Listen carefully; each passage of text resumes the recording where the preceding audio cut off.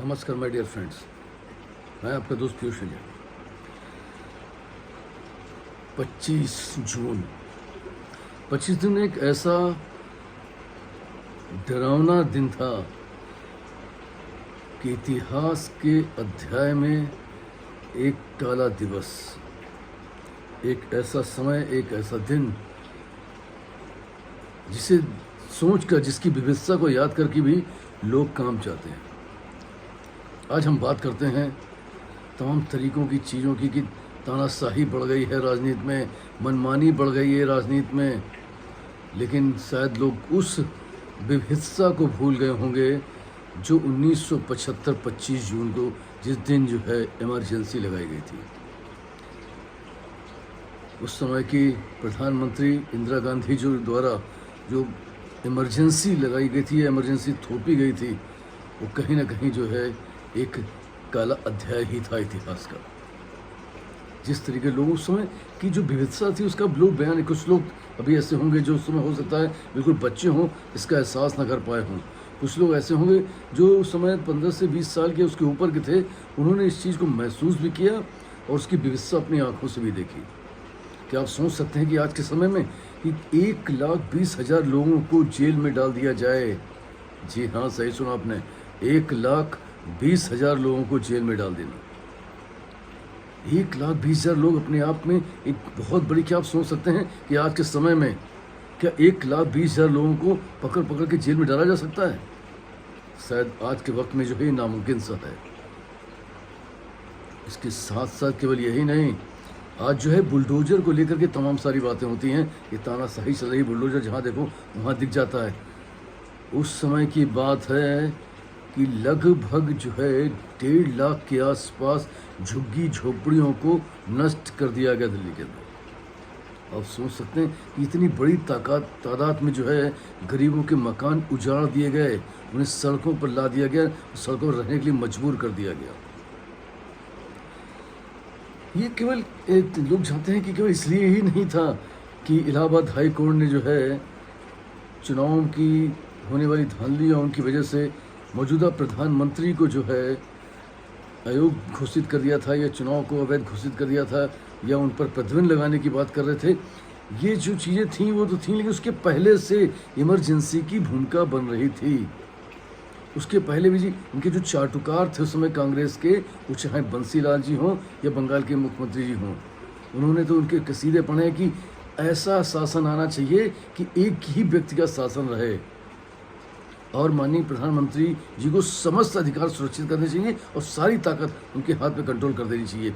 यहाँ तक कि जो हाई कोर्ट, सुप्रीम कोर्ट भी एक व्यवस्था बना करके उसको अपने अधिकृत ले लेना चाहिए। आप समझ लीजिए कि ऐसी स्थिति में क्या स्थितियाँ होती अगर ये पूरी चीज़ें हो जाती।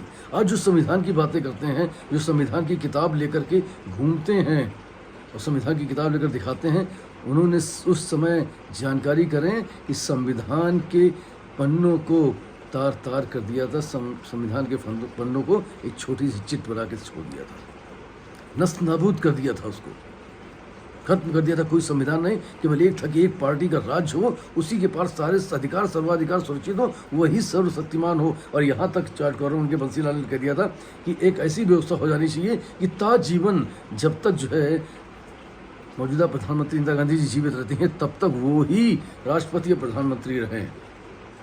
ये स्थितियाँ लागू कर दी थी।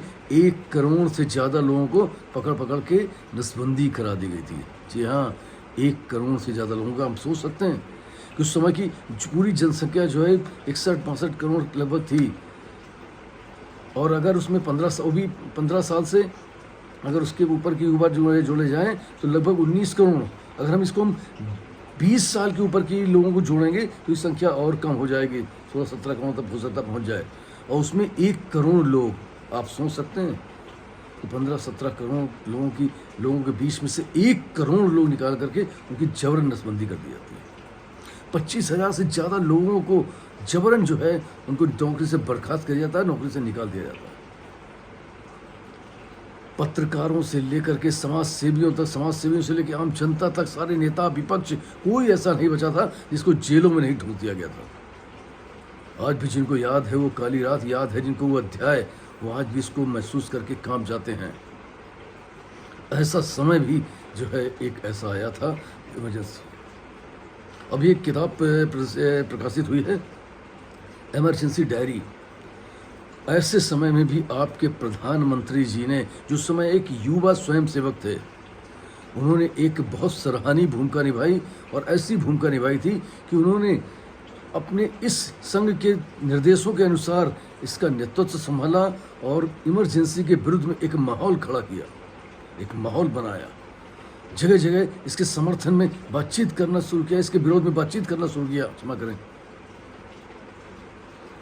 और इसके लिए संघ चाहता था कि माननीय नरेंद्र मोदी जी जो है पकड़े न जाएं किसी कीमत पर, उनकी सुरक्षा की संपूर्ण व्यवस्था की जाती थी और जिसके कारण वो समय समय पर जो है हर स्थान पर जाने के पहले अपने भेष को भी बदलते रहे हैं।